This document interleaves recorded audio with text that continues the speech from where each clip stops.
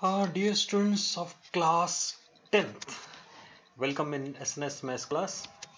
सो आइए हम लोग अपने मैथमेटिक्स की स्टडी को कंटिन्यू करते हैं और आज हम लोग एरिया रिलेटेड टू सर्कल का सेकेंड वीडियो यानी सेकेंड लेक्चर डिस्कस करने जा रहे हैं। सो आई होप कि फर्स्ट लेक्चर को आप लोगों ने देखा होगा और फर्स्ट एक्सरसाइज के क्वेश्चंस भी कर लिए होंगे।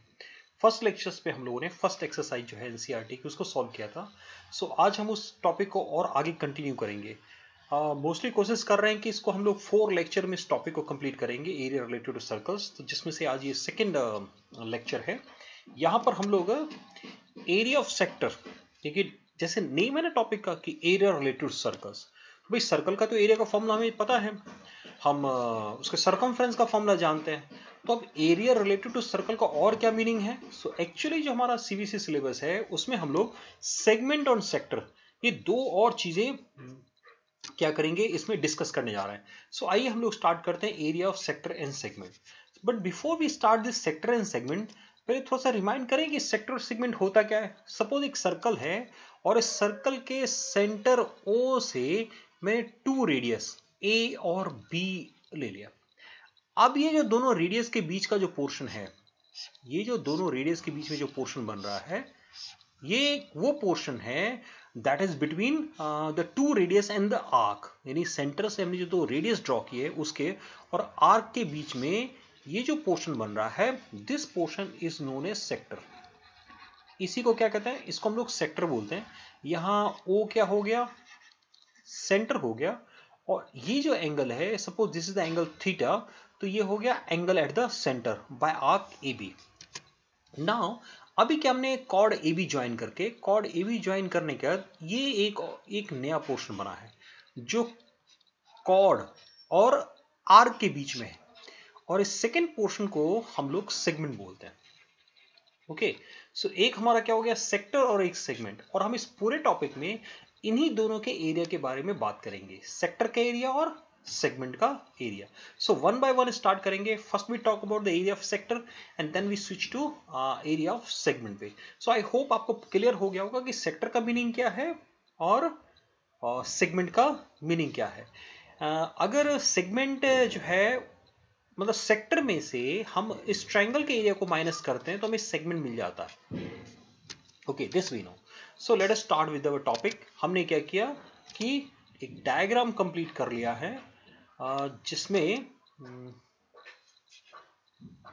हमने एक डायग्राम कंप्लीट कर लिया है। लेट ओ बी सेंटर है और एज यूजुअल ए और बी हमारे सर्कल के सरकमफ्रेंस पे 2 पॉइंट्स है और ये एक आर्क हो गया। यानी मेरे पास जो सेक्टर आ गया वो सेक्टर कौन सा है? ये पोर्शन हमारे सेक्टर को रिप्रेजेंट कर रहा है। ओके, नाउ एक चीज और इमेजिन यहाँ क्या कर रहे हैं हम लोग कि ये जो सेंटर पे जो एंगल बन रहा है, this central angle, let this angle is theta. जो ये आर्क या कॉर्ड ए बी जो सेंटर पे एंगल बना रहा है, लेट अस एज्यूम दैट कि ये एंगल हमारा क्या है? ये एंगल थीटा है। नाउ ये हम मतलब एक तो एरिया ऑफ सर्कल का फॉर्मूला पहले से जानते हैं। We know that area of a circle is pi are square, ठीक है। लेकिन जब हम ये एरिया की बात करते हैं तो उस केस में थीटा कितना होता है? 360। यही एक सेक्टर में अगर थीटा को सपोज करिए कि ये ओ बी इनिशियल लाइन थी और ये रोटेट करते हुए ऐसे रोटेट करके पूरा एक सर्कल लगा लेता है, तो जैसे एक सर्कल कंप्लीट करता है थीटा 360 हो गया। So that mean whenever theta is 360 the area is pi are square, right है ना। सो अगर थीटा 1 हो जाए तब कितना होगा? So is it in that case area will be pi are square by 360। 360 के लिए एरिया हमारा पाई आर स्क्वायर है, तो 1 के लिए कितना होगा? 360 से डिवाइड कर देंगे। और अगर एंगल सिंपली थीटा हो जाए तो हम ये नहीं बोल सकते कि pi are square by 360 is the area, नहीं, सिंपल ना, 360 इंटू थीटा, थीटा छूट रहा है। Okay, so this one consider as the area of a sector. भाई पूरा सर्कल बना और तो एरिया पाई आर स्क्वायर लिखा गया। अब क्या हो गया कि हमने एंगल को अगर 1 लेंगे तो 360 से डिवाइड करना होगा, लेकिन यहाँ पर सेक्टर बनाने के लिए कोई एंगल तो होना चाहिए। तो अगर वो सेंट्रल एंगल थीटा है तो कॉरस्पॉन्डिंग एरिया कितना हो जाएगा, pi are square divided by 360 into theta, right. यहाँ पाई की वैल्यू 180 नहीं लेंगे, पाई की वैल्यू 22/7 लेंगे। नहीं तो सोचना कि एंगल है और एंगल में तो पाई को 180 भी बोलते हैं, अगर 11th क्लास को आप पता है तो। नाउ अगेन ऐसे ही सर्कमफ्रेंस की बात करिए। अगर एंगल 360 था तो सर्कमफ्रेंस कितना था, 2 पाई आर। अगर एंगल 1 हो जाए तो सर्कमफ्रेंस हो जाएगा 2 पाई आर बाई 360। तो अगर एंगल थीटा है तो सर्कमफ्रेंस हो जाएगा 2 pi are bye 360 into theta. और ये थीटा एंगल के लिए सर्कमफ्रेंस कितना है, इज इट नॉट ये ए बी जो है आर्क लेंथ, ये आर्क लेंथ हमारे सर्कमफ्रेंस को रिप्रेजेंट कर रहा है। तो यहां से हमें एक फॉर्मूला मिल गया कि area of the sector of angle theta is theta divided by 360 into pi are square. This is the formula for area of the sector when the central angle theta. Now let us move towards कि अच्छा length का हमने लिख दिया है कि arc length हो जाएगा, इसी को theta by 360 into 2 pi R represent करेगा length of an arc of a sector ना। ओके चलिए अभी क्या करते हैं, एरिया ऑफ सेगमेंट की बात करते हैं। सो इस डायग्राम में अगर O सेंटर है और here we have A and B, so this is the segment ना, ये ना सेगमेंट है, इसका मुझे एरिया कैलकुलेट करना है।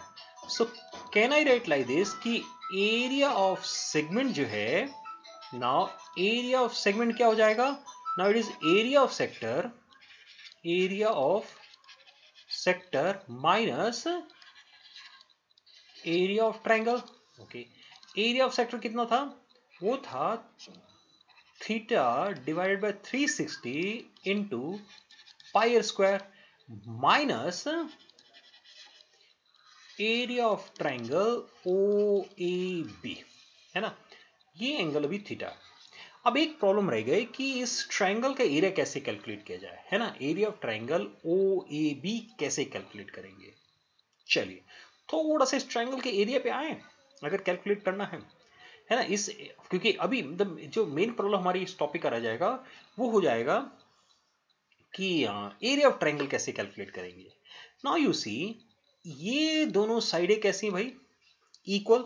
ओके सो उस केस में एंगल अगर मैं ये बोलता हूं कि O A B is equal to angle O B A, equal कितना हो जाएगा, कितना होगा, इज इट नॉट पाई में से थीटा को माइनस कर से 2 से डिवाइड कर दें, कैसे, सेकेंड तीनों एंगल का सम थीटा पाई है, तो इन दोनों एंगल का सम कितना हो जाएगा, पाई में से थीटा को माइनस करेंगे तो पाई माइनस थीटा आएगा।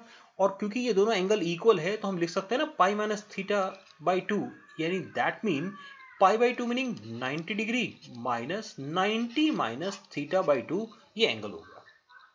यहां पर मैं एक छोटा सा फॉर्मूला ट्रिग्नोमेट्री की हेल्प लेता हूं। नाउ यू सी अगेन, ये हमारे पास ट्रायंगल है ओ ए बी, राइट। सपोज कि ये एंगल हमारा क्या है, थीटा है ना, ये एंगल हमारा थीटा, और ये जो साइड है ये साइड ए के इक्वल है, नहीं ये साइड हमारी ए के इक्वल है, और ये दूसरी साइड अगर मुझे पता लग जाए कि बी के इक्वल है, सो इज इट नॉट कि ओ बी जो है वो बी साइन थीटा हो जाएगा, नहीं भाई परपेंडिकुलर अपन हाइपोटेन्यूज के मेथड से ओबी को हम कैलकुलेट कर लेंगे। सो उस केस में जो एरिया है ट्रायंगल का वो हाफ बेस इनटू हाइट, है ना, बेस इनटू हाइट के फॉर्मूले से कैलकुलेट कर सकते हैं। यानी इस केस को डिस्कस करें। इस केस को अगर डिस्कस करना है मुझे, मेरे पास इस तरह का डायग्राम है, राइट। चलो मैं ऐसे करता हूँ, परपेंडिकुलर ड्रॉ कर दिया मैंने, here is a perpendicular, okay let it be M.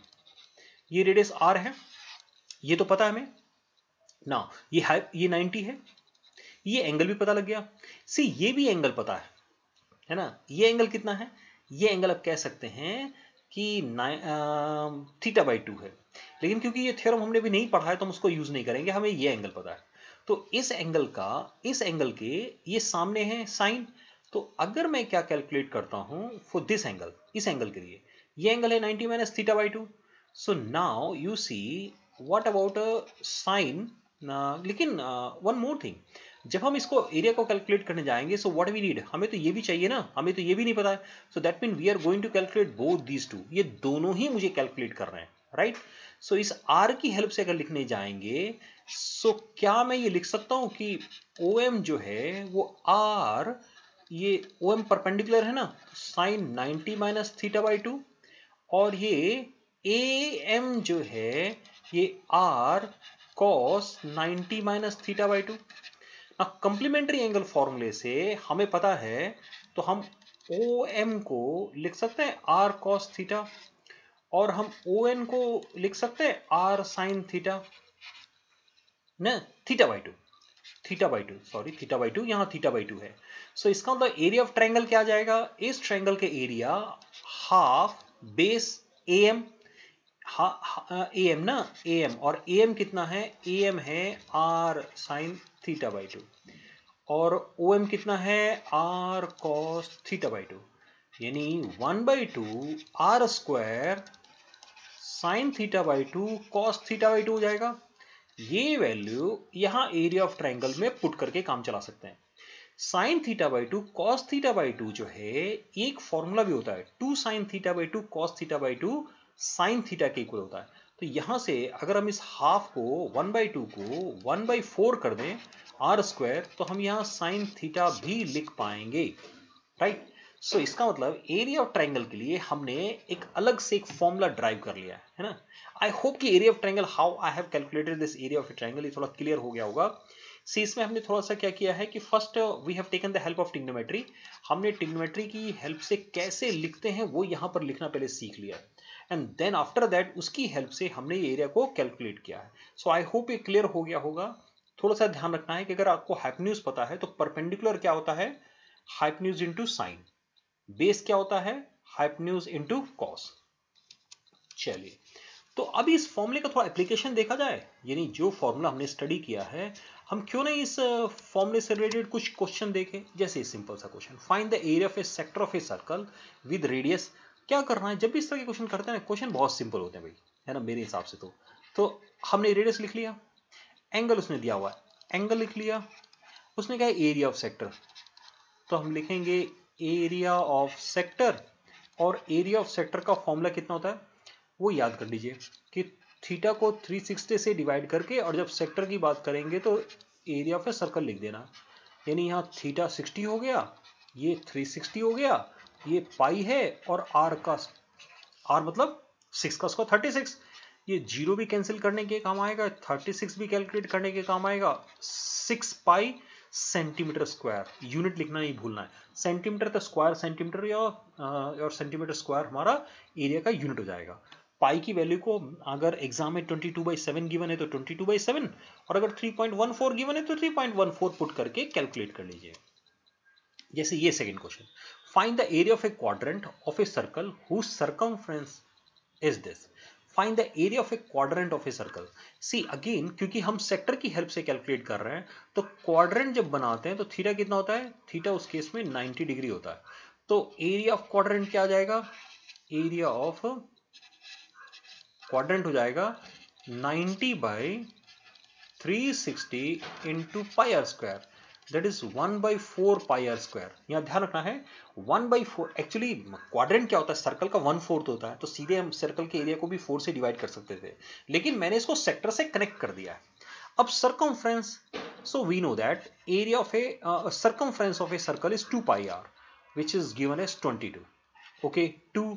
अभी 22 को कैलकुलेट करने के लिए, आसान करवाने के लिए मैंने 22 को 22 पाई को 22/7 लिख दिया, तो इससे फायदा क्या हो गया, आर की वैल्यू को हम लिख सकते हैं 7/2, आर 7/2 हो गया।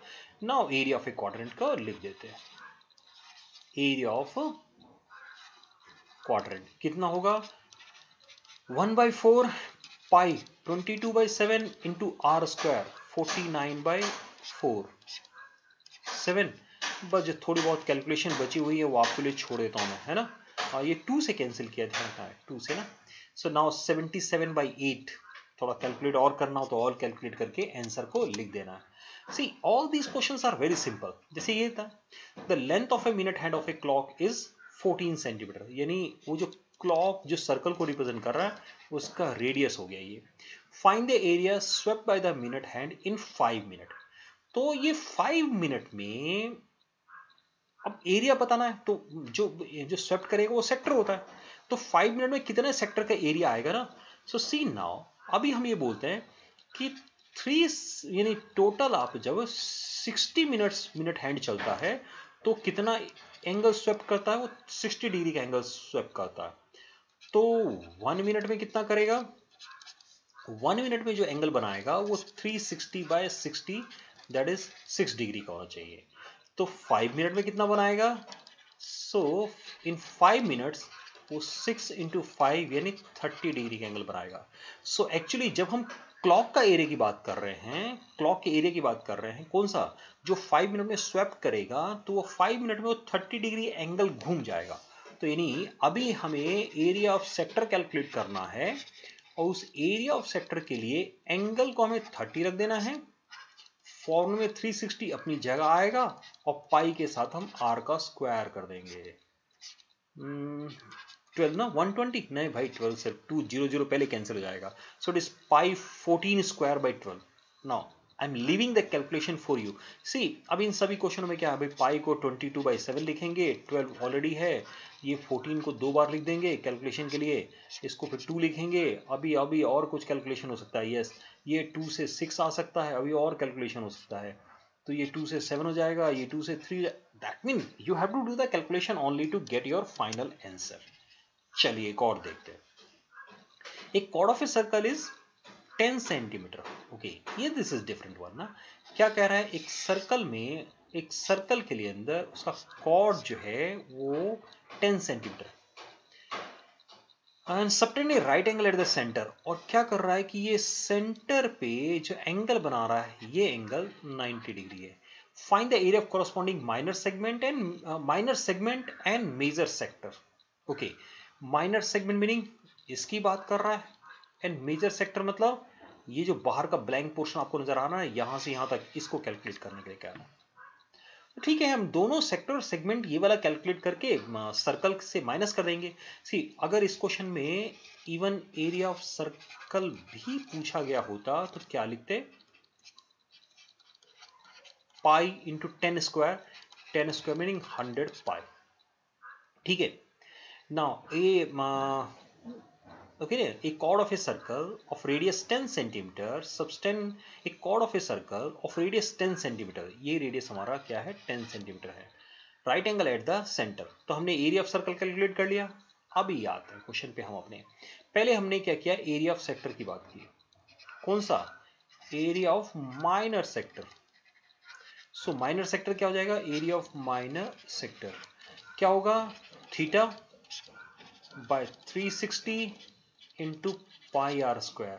आर को वैल्यू पुट कर दूं, ये 4 है, सो 1/4 पाई आर स्क्वायर यानी 100, यानी 100 पाई बाई 4। सो जो हमें रिक्वायर्ड चाहिए है ना, area of major sector, area of major sector कितना आ जाएगा, वो हो जाएगा 100 पाई में से ये 1/4 100 पाई माइनस करेंगे, डू द कैलकुलेशन। अब आते हैं सेगमेंट के लिए। सेगमेंट का एरिया कितना होगा, यानी area of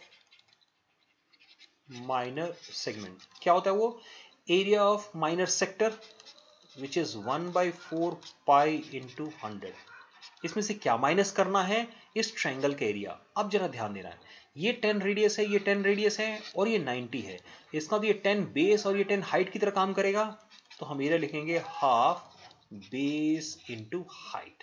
Now again I am leaving the calculation for you. In most of the question what I am doing, I am leaving the calculation for you. I know you know the calculation.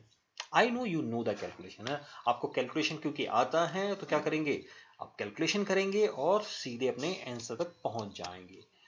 चलिए एक और question आ गया हमारे सामने। क्या कह रहा है, in a circle of radius 21 centimetre. Okay, an arc subtend, यानी इसने पहले हमें आर दे दिया 21, an arc subtend an angle of 60 degree at the center. Okay, theta is 60 degree. Find number 1 length of the arc. तो एक एक करके लिखना शुरू कर देते हैं, क्योंकि जहां फॉर्मूले का यूज है यानी हमने क्या कहा, लेंथ ऑफ ए आर्क, तो लेंथ ऑफ ए आर्क क्या हो जाएगा, half.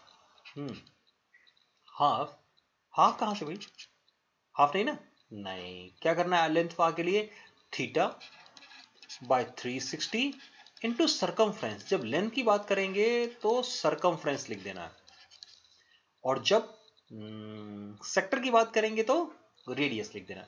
Rest is simple calculation, है ना, बहुत ज्यादा है तो ये 1/6 2 पाई मीनिंग 22/7 और हियर यू हैव 21। यहाँ अब आप कैलकुलेट कर सकते हैं, कैलकुलेशन सिंपल है तो चलो मैं ही कर देता हूँ। 3 7 जा 21। Okay, now the second part. Let us move toward the second one. Area of the sector formed by an arc. Okay, so area of sector कहा गया है। अब इस बार क्या करना है, थीटा बाय 360 को पाई आर स्क्वायर लिख देना है, बस इतना अंतर है। Leave it. Now I am moving toward the third one. Area of a segment formed by the corresponding chord. है ना, यानी अब ये मैं थर्ड पोर्शन में थोड़ा सा मुझे, क्योंकि सेगमेंट के फॉर्मूले में कई बार भूल जाते हैं। So now here the case and we want to calculate this portion. ठीक है, ये 10 है, ये 10 है, और ये एंगल हमारा 60। नाउ अगर ये एंगल 60 होगा तो ध्यान रखना है कि ये एंगल जो है, ये एंगल हो जाएगा 30, नहीं 30 30 60 60, नहीं भाई, ये अगर 60 एंगल है ना, ये ना 60, तो ये भी एंगल 60 60 हो जाएंगे। क्यों होगा 60 60? क्योंकि टोटल है 180, ये दोनों साइडें इक्वल होती हैं, और जब ये दोनों साइड इक्वल होता है तो ये दोनों एंगल इक्वल होंगे, तो इन दोनों एंगल का सम 120 है तो 60 होना चाहिए। इसका तो ये इक्विलेटरल ट्रायंगल है, और एरिया ऑफ इक्विलेटरल ट्रायंगल कितना होता है, √3/4 इंटू साइड का स्क्वायर, साइड स्क्वायर 100, यानी 100 √3/4। अब सेगमेंट का एरिया लिखना कितना इजी हो गया, सेक्टर का एरिया 60/360 इंटू पाई इंटू 21 का square minus area of a triangle that is 100/√3/4। See again, as far as your calculation part is concerned, I am not doing the calculation. मैं calculation आपके लिए छोड़ते चले जा रहा हूँ, क्योंकि calculation का मतलब क्या है, अब जैसे यहाँ हमने 1/6 लिया, भाई आगे क्या करेंगे, 22/7 लिखेंगे, 21 को 2 बार लिख देंगे, इसको कैंसिल करेंगे तो 25√3 आएगा, ये 7 से 3 हो जाएगा, 3 से 2 हो जाएगा, 2 से 11 हो जाएगा। ये 21 को 11 से मल्टीप्लाई करके उसमें 25√3 माइनस करने से आपका आंसर आ जाएगा। सी गेन, जब इस तरह के क्वेश्चंस करेंगे ना, क्योंकि हम 1 बाय 1 क्वेश्चंस करते चले जा रहे हैं, हमने एरिया ऑफ सेक्टर का फॉर्मूला पढ़ा, हमने एरिया ऑफ सेगमेंट का फॉर्मूला पढ़ा, and after that what we are doing, we are simply solving the questions. So what we feel कि सेक्टर में सेंट्रल एंगल गिवन है, तब तो कुछ नहीं करना, सीधे फॉर्मूला अप्लाई करो, आंसर तक पहुंच गए। सेगमेंट में जो ट्रायंगल आता है ना, ट्रायंगल के एरिया की इंफॉर्मेशन हमें इस तरीके से होनी चाहिए कि हम उसको कैलकुलेट आसानी से कर पाए। जैसे एक क्वेश्चन और मेरे सामने आ गया, एक chord of a circle of radius 15 centimetre. याद रखना है कि भाई इसने कहा रेडियस 15 सेंटीमीटर है, then subtend angle 60 degree at the centre, बस ये काम उसने हमारा आसान कर दिया। Find the area of corresponding minor and major segment. See आसान क्यों कर दिया उसने, अब उस पे आते हैं। अभी सीधे से आता है, फिर वापस मैं उसी चीज को समझने की कोशिश करूंगा कि जब ये हम सेगमेंट बनाएंगे, है ना, ये दोनों हमेशा इक्वल होगा क्योंकि रेडियस होगा, और ये हमारा माइनर सेगमेंट है जिसका एरिया में कैलकुलेट करने के लिए कहा जा रहा है। अब अगर ये एंगल 60 हो जाए तो क्योंकि ये दोनों साइड बराबर है तो ये दोनों इक्वल होना चाहिए। हाँ, ये 60 है तो इन दोनों का सम कितना होगा, 120, और 120 को 2 से डिवाइड करने का तो ये भी तो 60 60 आ जाएगा। नहीं, इसका तो ये जो ट्रायंगल है वो एक इक्विलेटरल ट्रायंगल हो गया, और इक्विलेटरल ट्रायंगल का एरिया का फॉर्मूला √3/4 साइड का स्क्वायर होता है, साइड स्क्वायर। यानी इस केस में अगर मैं सीधे सीधे कहूं फॉर्मूले के फॉर्म में कि माइनर सेगमेंट का एरिया कितना होगा, तो वो फॉर्मूला होना चाहिए θ/360 into pi are square minus √3/4 into side का स्क्वायर, और साइड क्या है, आर है तो आर स्क्वायर। अब थीटा रखा है इसने 60, ये 360 यहां तक ठीक है, पाई आर मतलब 15 का स्क्वायर, यहां लिख देंगे √3/2 और आर अगेन 15 का square. Rest is calculation, as far as the rest question is concern, तो वहां एक छोटी सी कैलकुलेशन करनी है। और क्लास 10th में के स्टूडेंट्स की कैलकुलेशन टेक्निक को तो नहीं हमें चेक करना एग्जामिनेशन में, है ना। तो वो कैलकुलेशन क्या करना है कि पाई के फॉर्म में भी आंसर छोड़ेगा, या √3 का 1.7 पुट करने की जरूरत नहीं है, √3 में आंसर छोड़ देगा, वो आंसर सही है। अब जब मेजर सेगमेंट की एरिया की बात आएगी तो क्या करना है, पूरे सर्कल का एरिया पाई आर स्क्वायर, इस पाई आर स्क्वायर में से इस एरिया को माइनस कर देंगे। मेजर सेगमेंट का एरिया सिंपली क्या होता है, सर्कल के एरिया से माइनर सेगमेंट को जैसे ही हम सब्ट्रैक्ट करते हैं हमें मेजर सेगमेंट का एरिया पता लग जाएगा। सो ये रहा आपका क्वेश्चन नंबर 6। सो अभी तक इस वीडियो में हमने क्या किया, हमने एरिया ऑफ सेक्टर का फॉर्मूला को स्टडी किया, हमने एरिया ऑफ सेगमेंट को फॉर्मूले को स्टडी किया, हमने आर्क लेंथ का एक फॉर्मूला ड्राइव किया है, और आफ्टर दैट हमने जो हमारी एनसीईआरटी की सेकंड एक्सरसाइज थी उसके फर्स्ट 6 क्वेश्चन सॉल्व किए। सो नेक्स्ट 6 क्वेश्चन हम लोग सेकंड वीडियो जब हमारा आएगा, दैट मीन वीडियो नंबर 3 में। See now nothing is left, meaning अभी इस टॉपिक में as far as formulas are concern no other formula is there, so that mean you have to solve the question only. So क्या करेंगे, जो next हमारे जो remaining question है video के, वो हम नंबर 3 में लेंगे, एंड देन वी स्टार्ट क्या करेंगे हम कि कुछ कंबाइंड बॉडी, दैट मीन क्या होगा कि कुछ जो डिफरेंट ज्योमेट्रिकल शेप्स होंगे, जिसमें आपके जो प्रीवियसली आप जानते पहले से जानते हैं और अभी हमने सेक्टर और सेगमेंट लिया, इनको अगर कंबाइन करके अदर ज्योमेट्रिकल डायग्राम्स बनाते हैं, फिगर बनाते हैं, सो हम नेक्स्ट वीडियो में यानी हमारी नेक्स्ट एक्सरसाइज के क्वेश्चन उसी पे बेस हैं, तो उसको सॉल्व करेंगे। So dear friends, students, thank you very much for watching this video, keep watching the channel को देखते रहिए। Once again thank you.